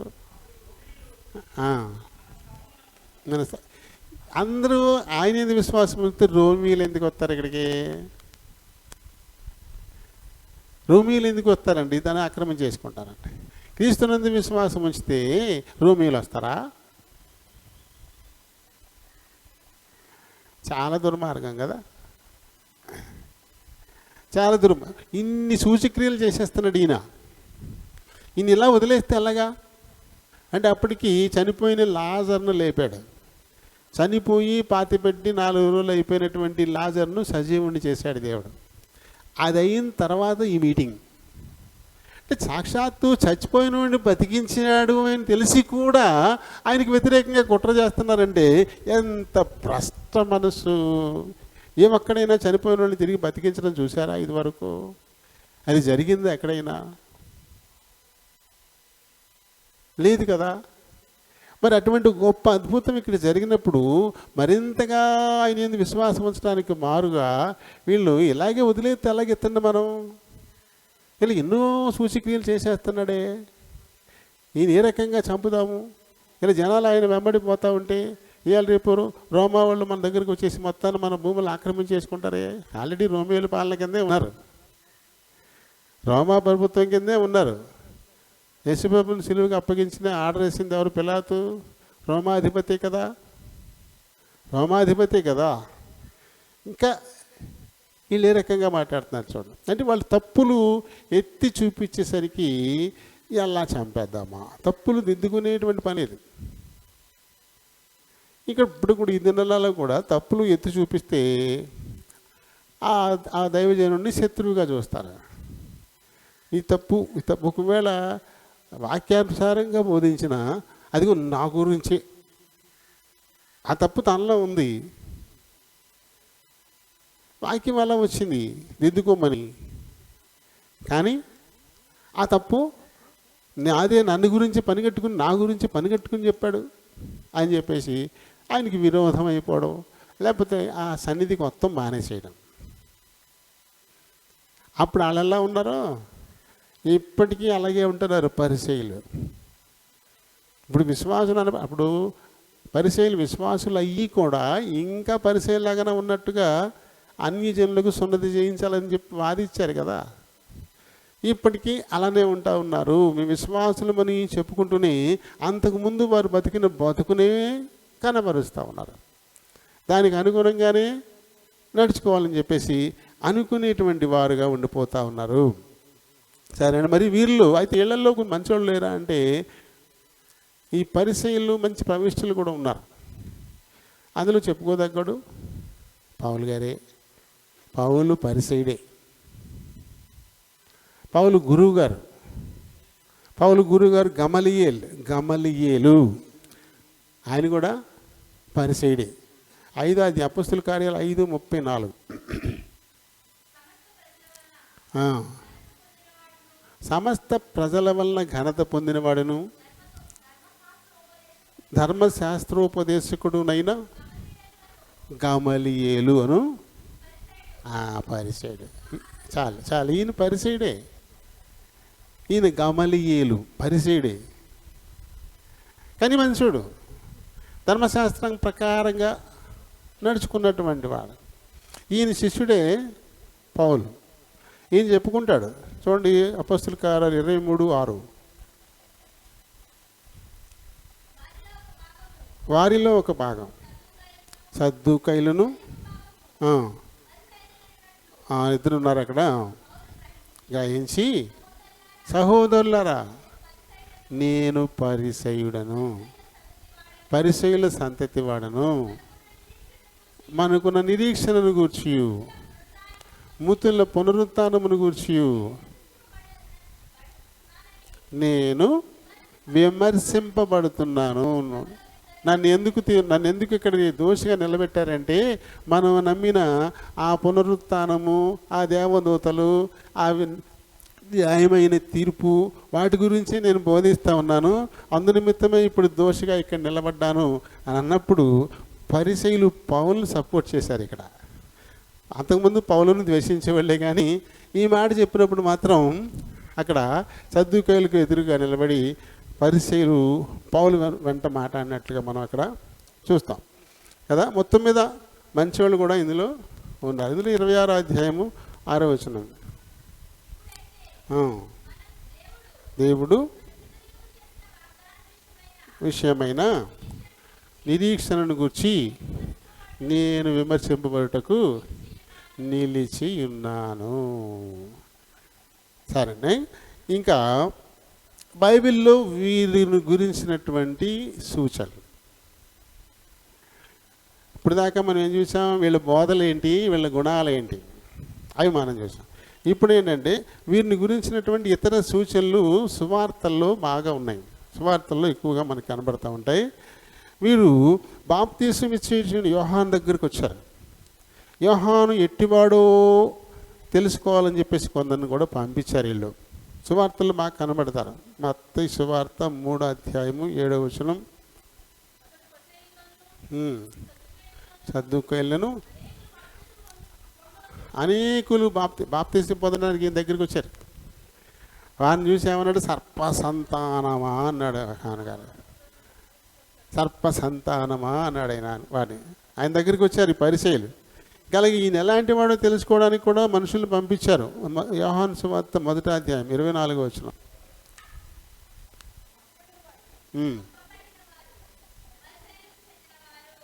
అది యోహాను గురించి తెలుసుకోవడానికి ఎవరినైతే పంపించారో వాళ్ళు ఎవరంటారు? పరిసయ్యులకు చెందినటువంటి వాళ్ళు. ఇంకా మనం పోయిన వారమా అంతకుముందు చెప్పుకున్నామా? నీకోదేము కూడా పరిసయ్యుడే. యోహాను సువార్త 3:1. యూదుల అధికారి అయిన నికోదేము అనే పరిసయ్యుడు ఒక్కడుండెను. నికోదేము కూడా పరిసయ్యుడే. ఇతను 3 దశలు మనం చూసాం. మొట్టమొదట చీకట్లో ఆయన కలుసుకోవడానికి వచ్చాడు. తర్వాత సన్హెడ్రిన్ సభలోని క్రీస్తు తరపున మాట్లాడాడు. ఆ తర్వాత చివరికి ఆయన అంత్యక్రియల్లో కూడా బహిరంగంగా పాలు పొందినటువంటి వాడుగా ఉన్నాడు ఈ పరిసయ్యుడు కదా. అది తర్వాత వారు అసూయపడినందున, ఈ పరిసయ్యులు అసూయపడడంతో క్రీస్తు ఏకంగా యూదయ ప్రాంతాన్నే వదిలేసి వెళ్ళిపోవాల్సి వచ్చింది. ఎంత తీవ్రంగా అసూయపడి ప్రతిఘటించారో దీన్ని బట్టి మనం చూసుకోవచ్చు. యూదయ ప్రాంతాన్ని వదిలేసి గలతీ ప్రాంతానికి యేసు ప్రభువు వెళ్ళిపోయాడు. యోహాను సువార్త 4వ అధ్యాయము 1వ వచనం. యెహోవా కంటే యేసు ఎక్కువ మందిని శిష్యులుగా చేసుకొని వారికి బాప్తిస్మం ఇచ్చుచున్న సంగతి పరిసయ్యులు వినరని తెలిసినప్పుడు యూదయ దేశం వదిలేసి గలిలయ ప్రాంతానికి వెళ్ళిపోయాడు. వీరికి ఒక రకంగా కొద్దిగా భయపడి యూదయ ప్రాంతాన్ని వదిలేసి గలిలయ ప్రాంతానికి యేసు ప్రభు వెళ్ళిపోయాడంట. ఎంత గొప్పలో చూడండి ఈ పరిసయ్యులు కదా. ఇంకా వీళ్ళు ఏమన్నారంటే యేసు ప్రభుని దయ్యముల అధిపతి బెయల్జెబూల్ అన్నారు. దయ్యముల అధిపతి. యోహాను సువార్త 9:34.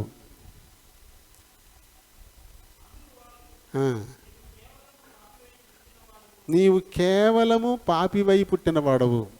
ఎవరితో మాట్లాడుతున్నారు ఈ మాటలు?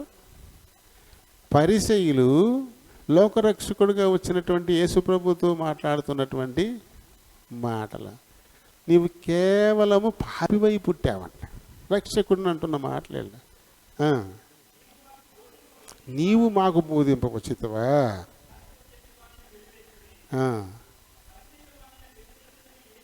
విని కనుగొని. ఇప్పుడు యేసు ప్రభు ఆయన విశ్వాసం ఉంచిన వాళ్ళిద్దరూ ఒకటే కదా. విశ్వాసం ఉంచిన వాడిని వెలేస్తే, విశ్వాసం ఉంచిన వాడిని పాపి అంటే, ఇంకా ఆయన వెంబడించిన వాడిని కూడా వెలేశారు. ఆయన కూడా పాపని, ఆఖరికి దయ్యాల గురువు అనేదాకా, బెయల్జెబూల్ అనేదాకా వీళ్ళు వచ్చేసారు. ఇంకేమంటారంటే, నువ్వు యూదుల ఆచారాలని అస్సలు నువ్వు ఆచరింపవు. ఆచారాలు కావాలి వాళ్ళకి, దేవుని వాక్యం అక్కర్లే. ఆచారం అంటే ఏంటి? మనం పెట్టుకున్నది. మన పూర్వీకులు ఎవరు చేసిన పనులు క్రమంగా ఆచారాల కింద మారిపోతాయి. మన పూర్వీకులు ఏం చేశారో వాటిని మనం ఇప్పుడు ఆచారాలు అని చెప్పేసి అని అనుకుంటాం. మన ఆచారాలు, మన పద్ధతులు పగొట్టుకుంటే ఎలారా మన ఆచారాలు, మన పద్ధతులని మీరు నడుచుకుంటామా అంటూ ఉంటారు. అంటే ఏంటి? మన పెద్దోళ్ళు ఎలా నడిచారో అవే మనకి ఇప్పుడు ఆచారాలుగా చెప్తారు. అంతే తప్ప దేవుడు చెప్పిన మాట అక్కర్లే, దేవుని వాక్ అక్కర్లే. దేవుని వాక్ కంటే ఆచారాలకి, సాంప్రదాయాలకి ఎక్కువ ప్రాధాన్యత ఇస్తాడు. పైగా ఈయన ఎవరు? సృష్టికర్త అయినటువంటి దేవుడికి ఆచారాలని నేర్పుతున్నారు వీళ్ళు.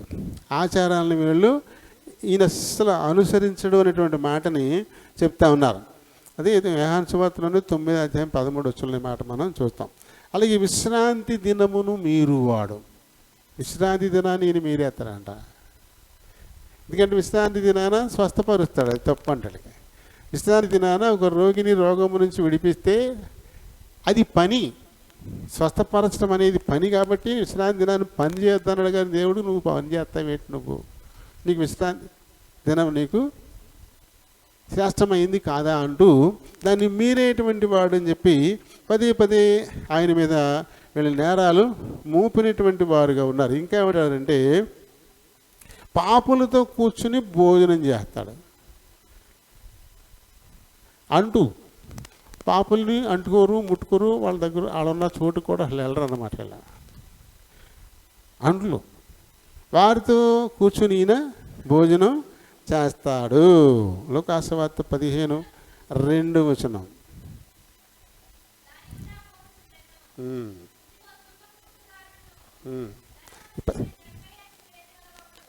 15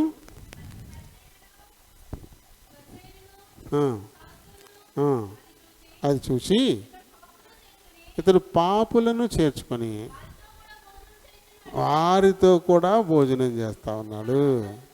విపరీతంగా వీళ్ళు సనుక్కున్నట్లుగా మనం ఇక్కడ చూస్తాం. ఇంకా ఈయన్ని యేసు ప్రభుని పట్టుకోవడానికి మనుషుల్ని పంపిన వాళ్ళు,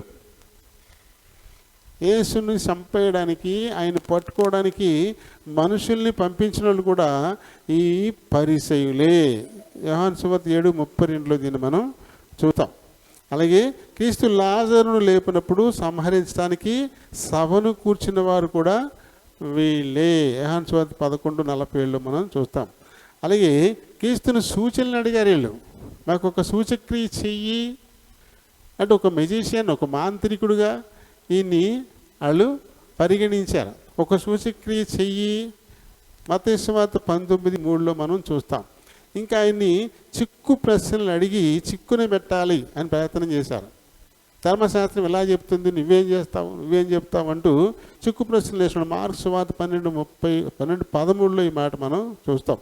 అలాగే చివరికి క్రీస్తును పట్టుకోవడానికి యాజకులతో కలిపి బంట్రోతులను పంపిన వాళ్ళు కూడా వీడే, ఈ పరిసయ్యులే.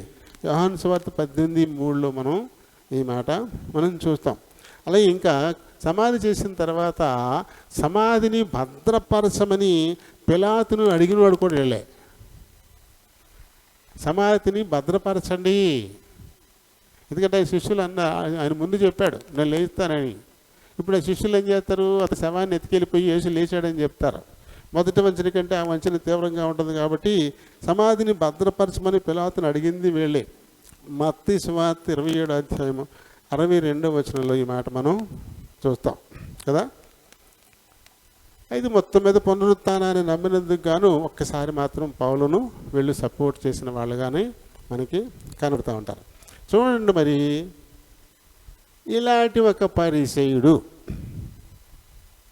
పరిసయ్యుల గురించి ఎలాంటి ఉద్దేశం యేసుప్రభు కలిగి ఉన్నాడు, యేసు పట్ల పరిసయ్యులు ఎలాంటి ఉద్దేశాలు కలిగి ఉన్నారు, ఇవన్నీ మనకి చాలా స్పష్టంగా మన ముందుకు వచ్చేసాయి. కాబట్టి ఈ లక్షణాలు, ఈ పరిసయ్యులకు ఉన్నటువంటి లక్షణాలు, హృదయం శుద్ధి లేకుండా పైన మాత్రమే శుద్ధి చేసుకునేటువంటి పరిసయ్యులకు ఉండేటువంటి లక్షణం ఒకవేళ మనకి ఉందేమో. మనకే ఉంటే దేవుడి నుంచి మనకే జవాబు రాదు. అంటే పైకి మాత్రమే.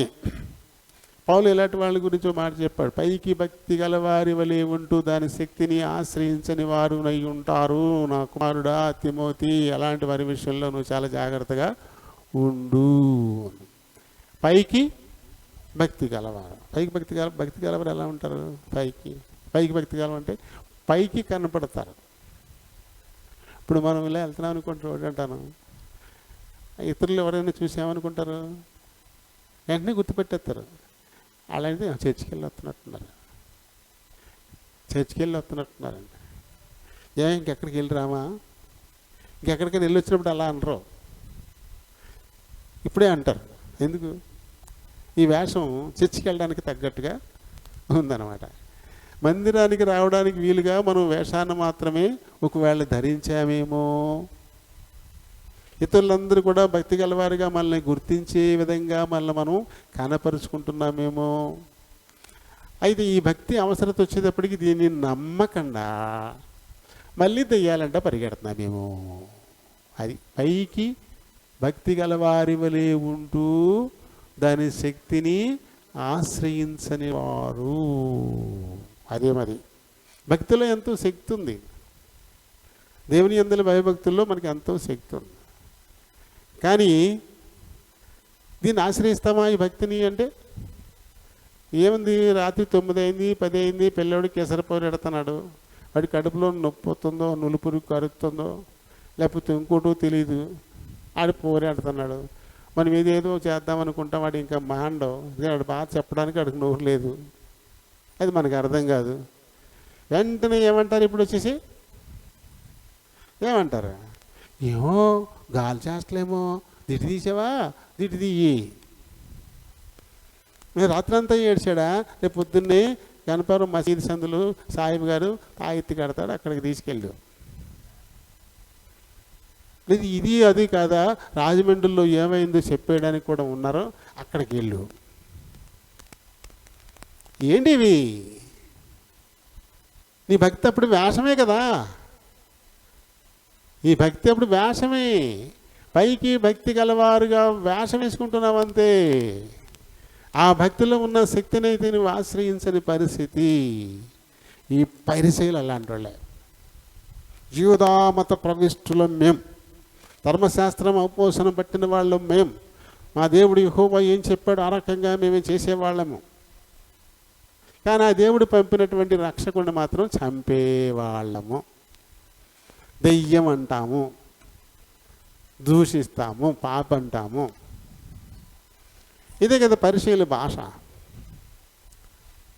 మనం కూడా ఆ దేవుడు చెప్పిన దాన్ని అనుసరించకుండా మీరి ఎప్పుడైతే మనం నడుచుకుంటామో అప్పుడే తగిన తీర్పు పొందుతున్నాం. అంటే దేవుడి నుంచి ఏ జవాబు మనకు రాదు. పరిశీలి అంతే, పరిశీలి. ఒకవేళ ఇప్పటికీ కూడా ఇంకా మనం పరిశీలిగానే ఉండిపోయామేమో, పైకి మాత్రమే భక్తి గలవారంగా వేషం వేసుకొని తిరుగుతున్నామేమో, అయితే ఆ భక్తిలో ఉన్న శక్తిని అయితే ఆశ్రయించకుండా ఉంటున్నామేమో.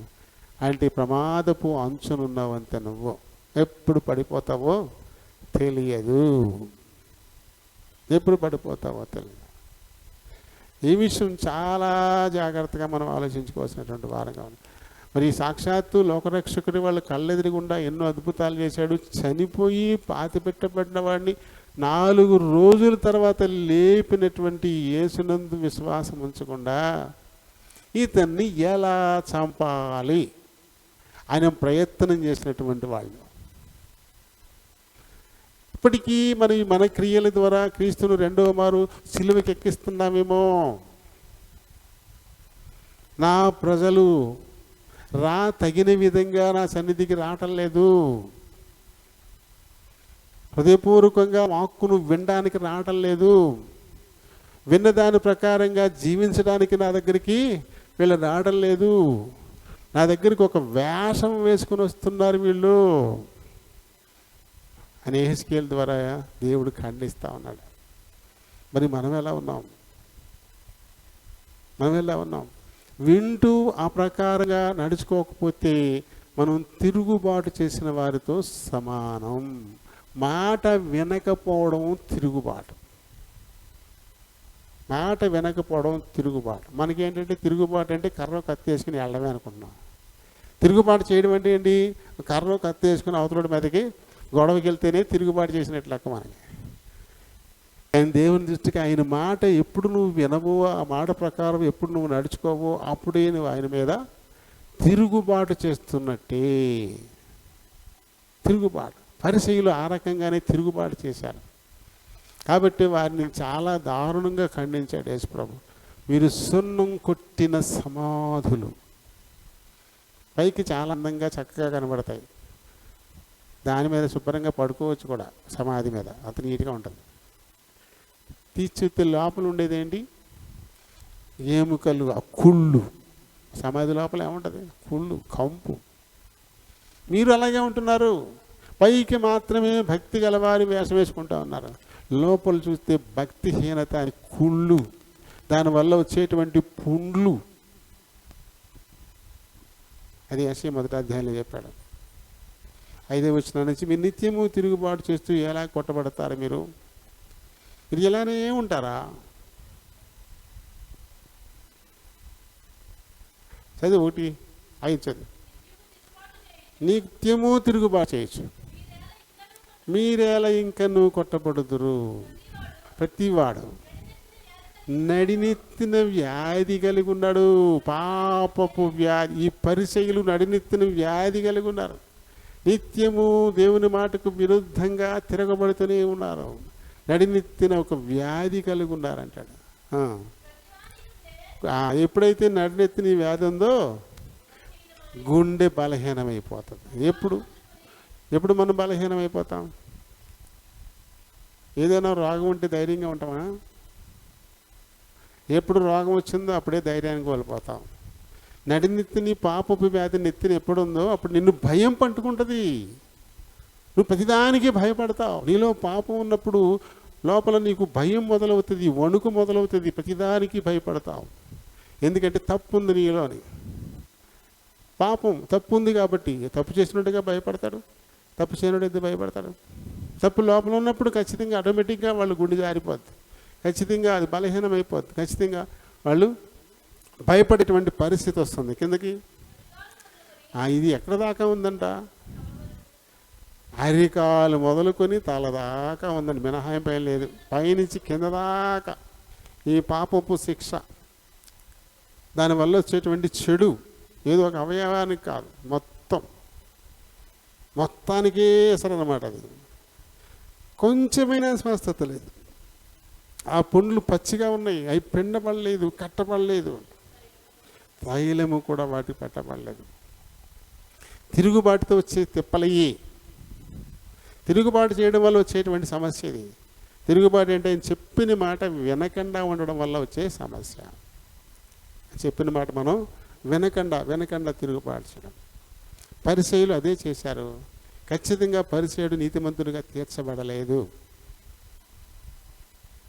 సుంకరి, పాపి అయిన సుంకరే నీతిమంతుడిగా తీర్చబడ్డాడు కదా. మరి చిమించగా మధ్యాహ్న కాలం అవుతుంది. ఈ టైంలో దేవుడు ఇప్పుడు మనతో మాట్లాడుతూ ఉన్నాడు.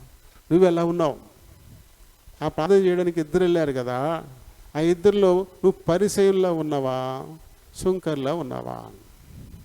నువ్వు సుంకర్లా ఉంటే ధన్యుడవు, ధన్యురాలివి. ఖచ్చితంగా నీ పాపములు క్షమించబడి నీతిమంతునిగా తీర్చబడతావు. పరిసయ్యునిగా కనుక ఉన్నావు, నువ్వు పాపంలోనే నిలిచి ఉంటావు. ఆ పాపం వల్ల వచ్చే జీతం మరణము, పాతాళపు శిక్ష వారికి ఖాయమైపోతుంది. ఖాయమే అని చెప్పేసి ఇది మన పరిస్థితి. మరి ఈ రెండింటి గురించి జాగ్రత్తగా ఆలోచించేయండి. మనం ఖచ్చితంగా పరిశీలనలో ఉండకూడదు. ఖచ్చితంగా సుంకర్లాగానే ఉండాలి. అలా ఎప్పుడు మనం తగ్గించుకుంటామో అప్పుడే దేవుడు మనల్ని హెచ్చించేటువంటి వాడుగా ఉన్నాడు. సరే, దేవుడి మాటల్ని దీవించునుగాక. ఆరాధించేద్దాం.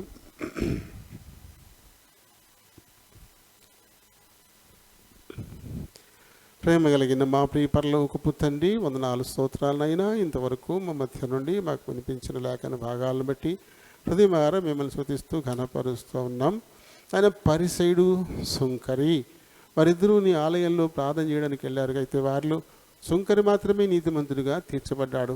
పరిసయ్యుడికి అదేమీ జరగలేదు. కారణం ఏంటంటే తను పాపినని తను ఒప్పుకోలేదు, తాను హెచ్చించుకున్నాడు. నన్ను పరిసయ్యులు అలానే ఉన్నారు.